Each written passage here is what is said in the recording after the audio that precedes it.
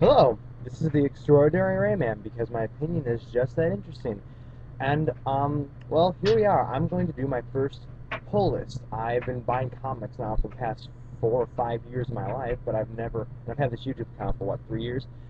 But I'm decided to actually do individual reviews because I find I have a stronger opinion of comic books issue by issue than I do as a collective. And that's how I prefer to read them. The best thing is after reading them all with an arc, ooh, gives me chills. Anyway, um, just a little note. See, I'm not wearing a comic book related shirt. I'm actually just wearing a Schoolcraft t-shirt, and I'm even wearing my Nostalgia Critic hat just to take off my friend Josh if he's watching this. All right, let's get down to business. First off, we have Spider-Man. Sorry, Ultimate Comics Spider-Man issue 14. Brian Michael Bendis. Oh, how the mighty have fallen. I have read every single issue of this book. I have 3 issues of the 4 or 5 volumes of the graphic novel. I've read every single issue of this in graphic novel format. I love this story, but when it started getting into Ultimate Comics Spider-Man, I started to hate it. For one, I really do not like this artist. I don't know. It's not bad art per se. There's just something weird with like the faces of the characters, especially Peter Parker's huge nose and the way Iceman's lips look on this. I really am missing Mark Bagley's art. His art to me defines Spider-Man with his big head and his long, lean Spider-Man drawings. I'm not crazy about this artist. Also, like I said, Brian Michael Bendis. Good lord, this story arc. Let's check how long this has been going on for. 1, 2, 3. Almost crushed my cable for my laptop. This is a 4-issue run in a story that could have done in 2 issues. It concerns the Chameleon, but it's not explained where they came from or what they want to do really. In this issue, finally, there's given some indication as to why they kidnap him. They want, like, to sell secrets or something like that. But mostly, it's just... God, the first couple pages is like Spider-Man yelling, oh my god, they almost caught me. Who was those guys? Am I Spider-Man? Oh, blah. No, they keep talking over and over again about the same things. The comic culture warrior guys. They talk about the exact same thing. They spoof it. One of them said they set up a scene in New Avengers. It was hey Logan, I got some pizza. You want some pizza? Yes, Spider-Man, I'll have some pizza. Hey, Spider-Woman, you want some pizza? Yeah, I'll have some pizza. This is terrible. I mean, if you read Scarlet, which is something he's done now, it takes Brian Michael Bendis' style of writing, but turns it into a cohesive story with progression. This is not so much. I have bought in every issue of this since issue 70, and I'm strongly thinking about dropping this book because I'm so bored with it. Anyway, moving on. Screw that, Brian Michael Bendis. Let's see what we have next. Oh, we have Superman issue 703. J. Michael Straczynski. Okay. I used to buy Superman comics only because of the name, until I eventually got sick of them because they were kind of silly for a while. But then I started picking up this on issue 700 when I heard JMS was going to start writing it. And I loved 701 because it was Superman, uncompromising, upstanding man of integrity, and I, honest to God, some parts of it made me cry. So I was going to invest in this book. And I'm still happy that he keeps Superman grounded. He introduces, some big, grandiose elements with fighting and aliens and stuff like that. But he keeps Superman simple. And I like that. This issue, as a whole, it works well. But he starts fighting some drunk guy, and it seems really weird. But the purpose of it is nice. And it is kind of cool, him having a conversation with Dick Grayson Batman. Because at first, he's like... Superman says to Batman, Bruce was like this, and Bruce, and blah, blah, blah. I'm like, wait a second, Bruce Wayne's Batman. Does he not know that? But he's talking to Dick Grayson. And he has a nice conversation with him. I wasn't too crazy about Superman referring to Batman as... Batman brings up if Superman starts playing bad cop, how are they going to work if, Batman plays bad cop and Superman plays good cop?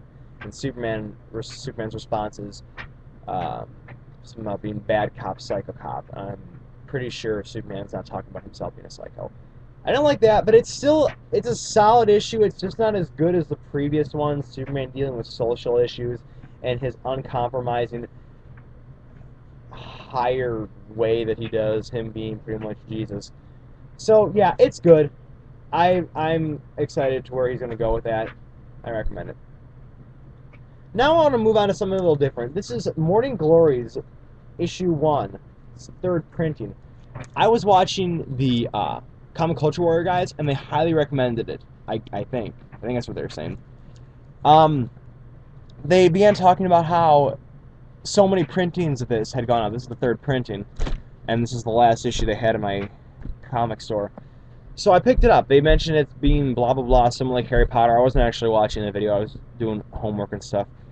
So I'm like, okay, cool, new comic. I went and picked it up. It's $4. Wow, that kind of set me off a little bit when I first got it.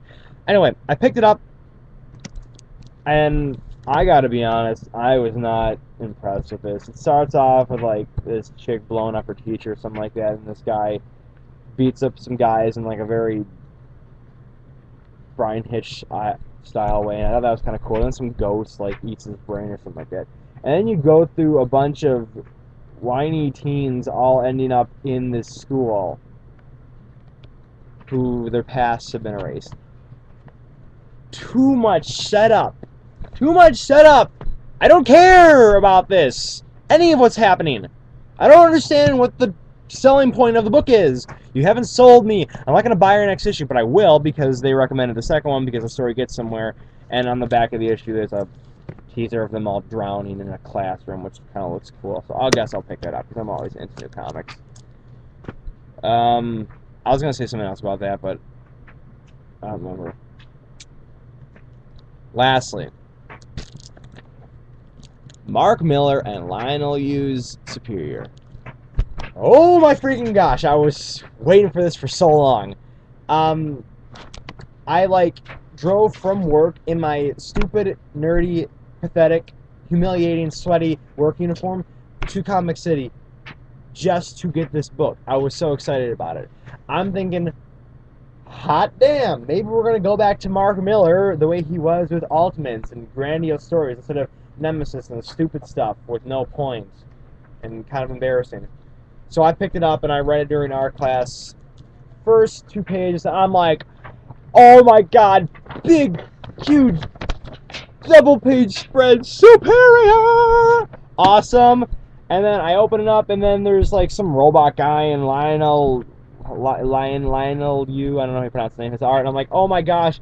And there's like he hits this guy with a train, and there's this giant robot that kind of looks like Metallo with guns and everything. I'm like, yeah! And then it yanks the rug out from underneath me.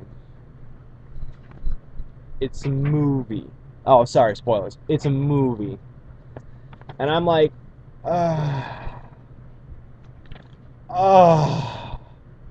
you gotta jump the shark, or nuke the fridge, or toss the whale, or whatever expression the kids are using. And I'm like, okay, it's about this kid. He's got like what does he have? Multiple sclerosis, whatever it's called. And so now his life's depressing and everything. And then this like space monkey comes down and gives him like one magic wish, and it turns him into Superior. So I'm thinking, oh, no. Not only are we, digging up Superman, we're also digging up Shazam instead of trying to rewrite the superhero mythos. Oh, Mark Millar! Please! Fix this! Nemesis is so very stupid and immature.